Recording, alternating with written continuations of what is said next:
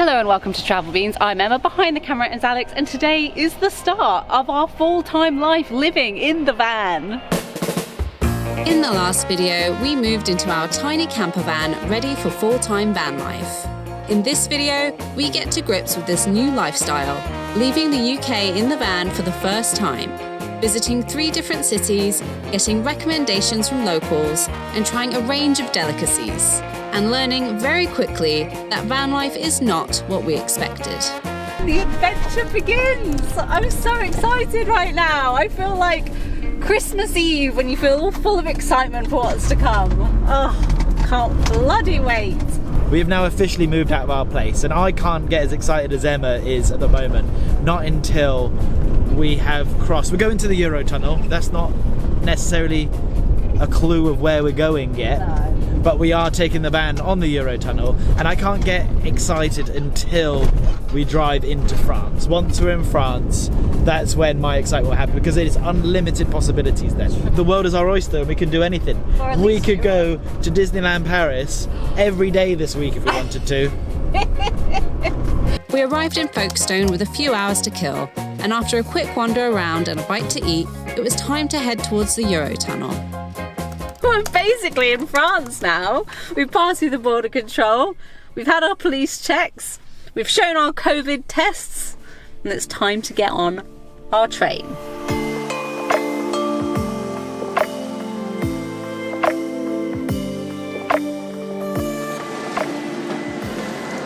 Does that mean we could go back and sit on our sofa and just chill in our living room while we wait to go there? I think what we've decided to do is we're going to make the bed so we don't have to do anything when we get on the other side. We can just park up somewhere and get snuggled up and go to sleep. I don't think we've shown you guys this yet, our latest addition to the van. If you've been around for a while, you'll know when we got this and you'll remember when we got this. So I think while Alex and I make the bed, we're going to leave you guys with a clip from this wonderful day where we bought this, and Alex had one hell of a rant. I'm going to quickly take you into a cubicle in the bathrooms of America. I hate in America going to the bathroom. It's the worst feeling because they're going to be peering in. Everyone has these huge slats. Every bathroom I've been to here, big gaps, like, it's getting ridiculous. Like, who in America is asking for this, and why? Why is this the only country where you're allowed to see each other pooing? As someone who suffers with IBS, the last thing I need is some morbidly obese man on a pushcart coming through the bathroom, knocking on the door, or just looking in. What's going on in here? What do you think, mate? I'm crying right now. It's so comfy and cozy here that you almost forget that we're in a little train thing. This is great. I'm so happy right now. It wasn't long until we popped out the other side in France. Exhausted, we searched for a nearby spot to sleep for the night. That'll do. What a good spot. Sleep time.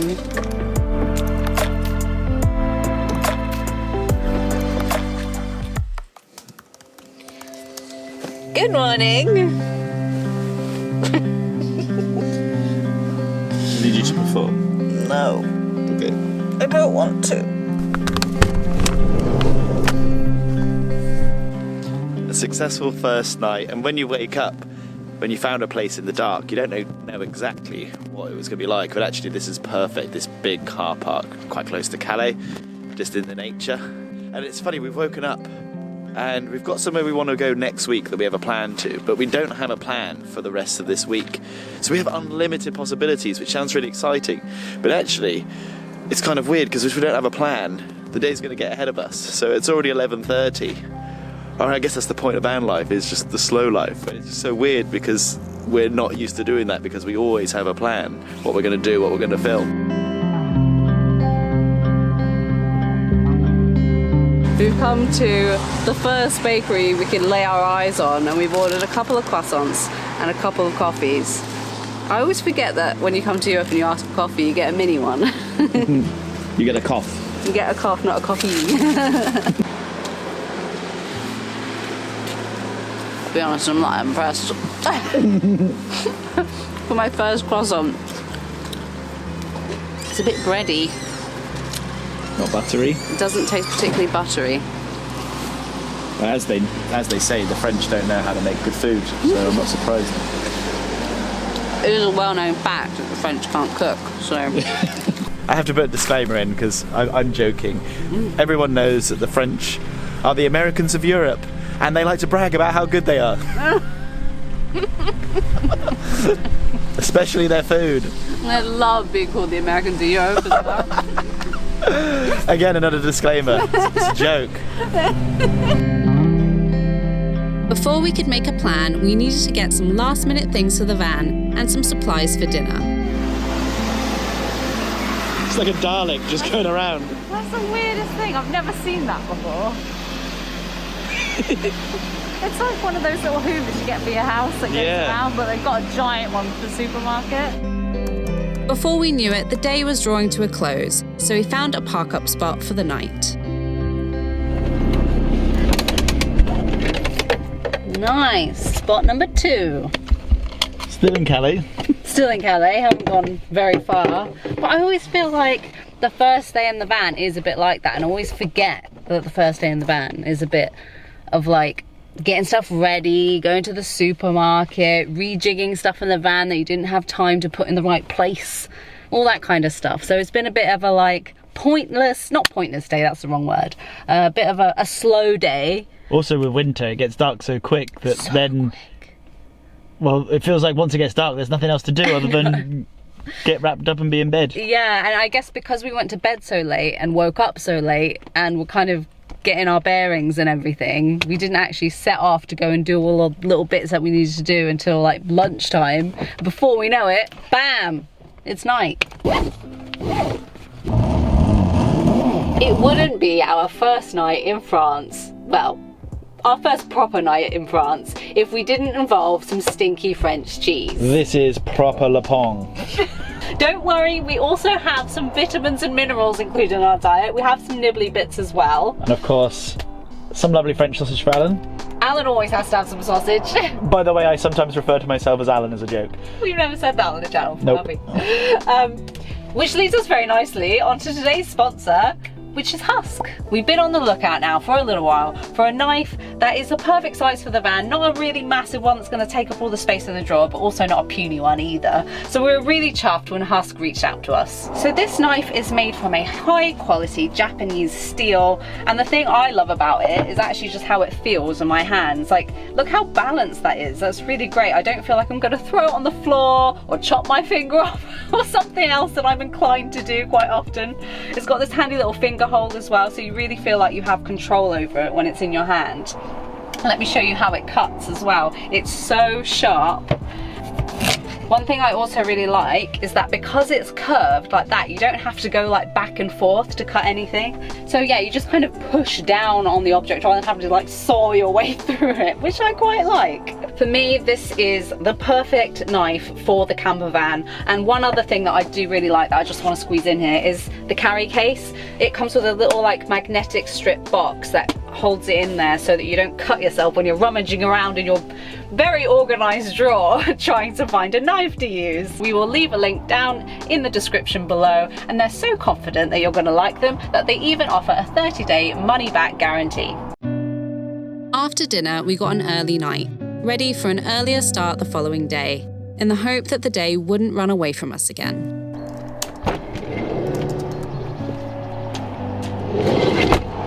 As it turned out, we were parked up near to a nature reserve, where we could start our day with a beautiful morning walk and make some plans before packing up the van.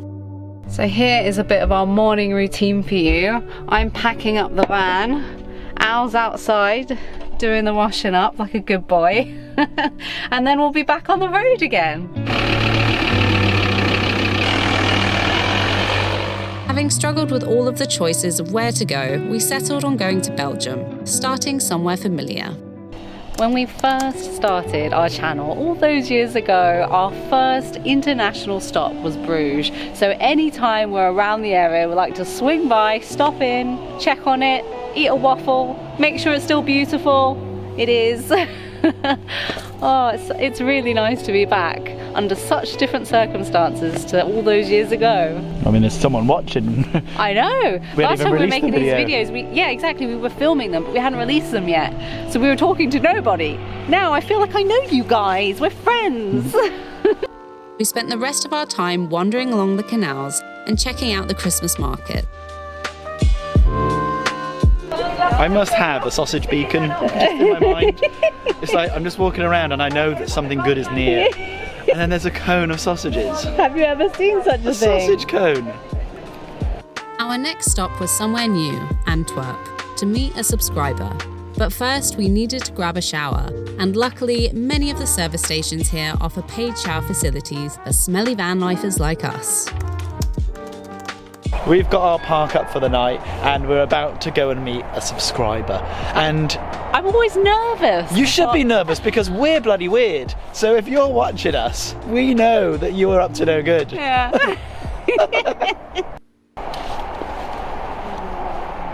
This is Emma's dance every time we leave. She has to touch every pocket. Door. Yeah, pretty much. I'm good. Let's go. Now we just have to wait awkwardly for someone to recognise It's us. like we're waiting for a blind date.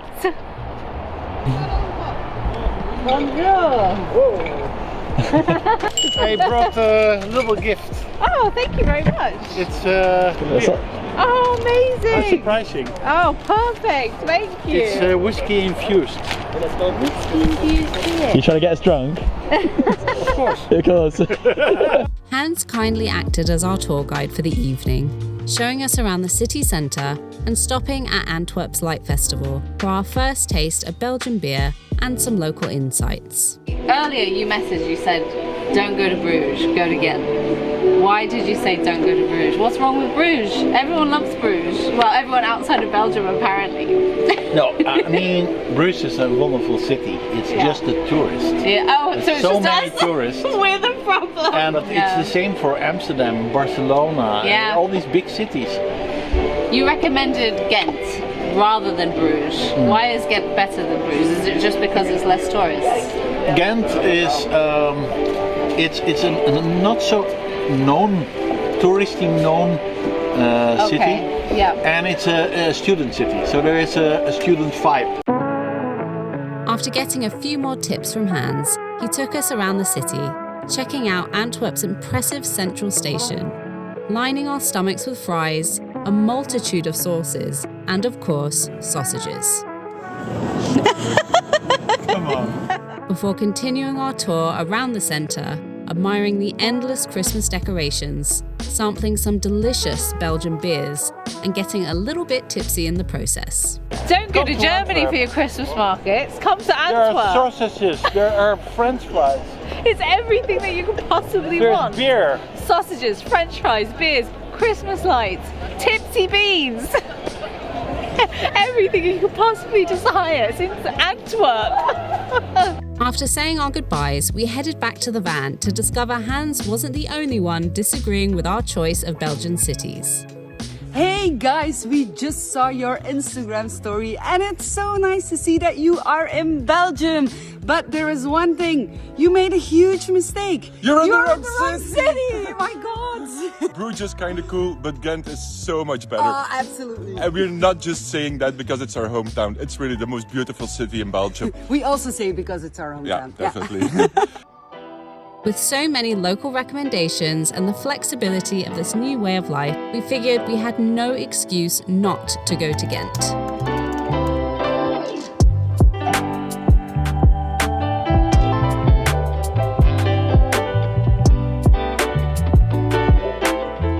You can't be a local recommendation, can you? Really? I'm so glad that we were told to come here because we never would have come here otherwise. And the reason I like it so much is exactly why everyone messaged us.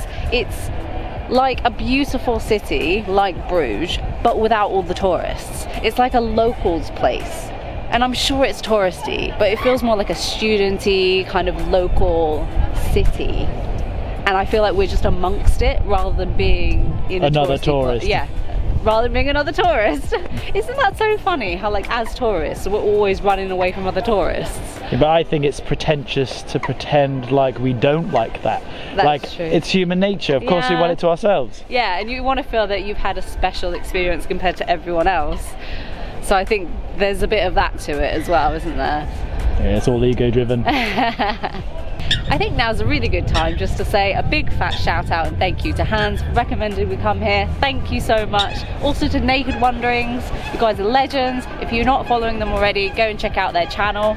And also just to everyone on Instagram that messaged us saying, don't go to Bruges, go here instead. Instead of just the don't, they gave us an alternative, which is nice. Not all negative. There was a positive outcome.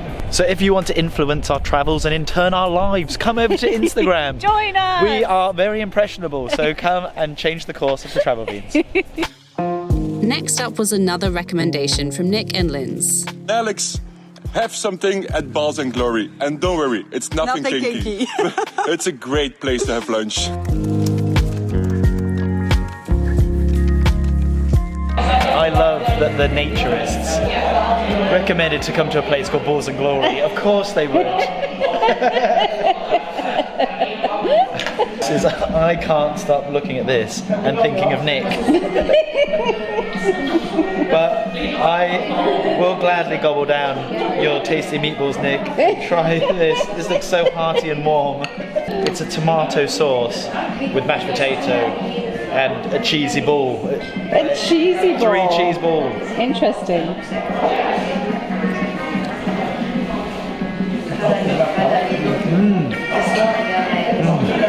What a spot, what a recommendation.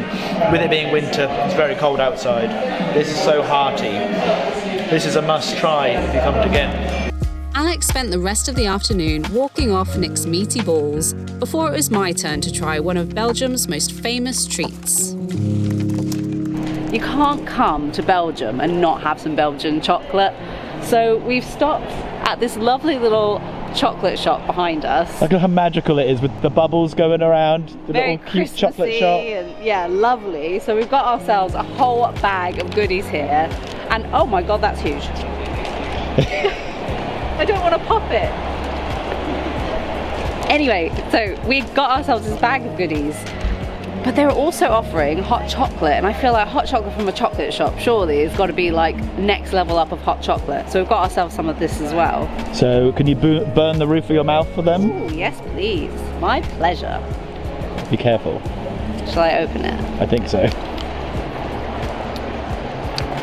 Oh my goodness, it's liquid chocolate. It said it was like 53% chocolate. Holy crap. I'm the chocolate king.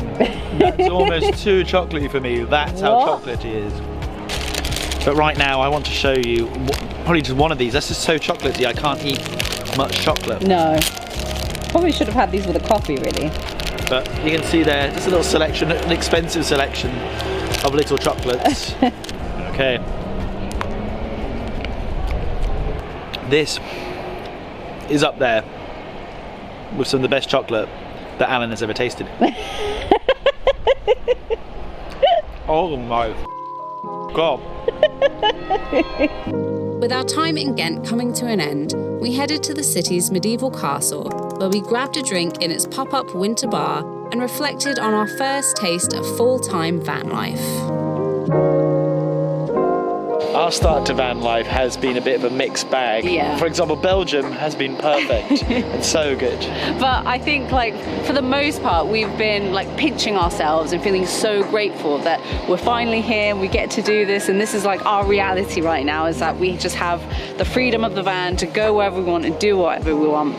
On the flip side, we are definitely struggling, or have been struggling these last few days, with adjusting to this way of life. It's not been exactly as we expected. We knew it would be slow, but it would be slower than we imagined, especially from the way that we film and the way we travel and the way we work. Sort of boom, boom, boom, like film this. But actually like that doesn't suit van life so easily. Like everything is slow. The first few days just went by so quickly Like a blur. that we didn't have time to almost react to them. We're trying to find the balance between being able to react to do what we want when we want, but you also need a little bit of purpose, A otherwise, little bit of planning. at least for us, Yeah. we would feel a little bit Lost. lost if we And weren't. aimless, maybe. And I feel like when it comes to making videos, we like to have a bit of a plan, an idea of what we're going to do. Otherwise, we just feel like we're just filming pointless parts of our life. But definitely the essence of everything we need is here. We're so happy that we're doing this. Like everything in life, it takes a bit of time and a bit of learning. Yeah. But We'll get the hang of it. Yes. Eventually, I'm sure. We are still making our way to our final destination as well. and when you say final destination, you mean for Christmas? Yes. Because it's open-ended after Of that. course, it's open-ended, yeah, but we are aiming to get to a certain location for Christmas to spend it with friends. Also, they are YouTubers, so leave in the comment, have a guess. Who do you think we're having Christmas with? And where do you think that's going to be? And make sure you come over to Instagram. You will find out ahead of time on all of these Well, things. Yes. Make sure to check the link in the description if you're interested in the husk knives. And if you like the video, give it a thumbs up, leave a comment, and make sure you subscribe. And nothing left to say, but thank you so much for watching the first part of our full-time band live. And we'll see you next time. And beans out! Oh God, I haven't done it in a city At for a least while. there's not really that many people around.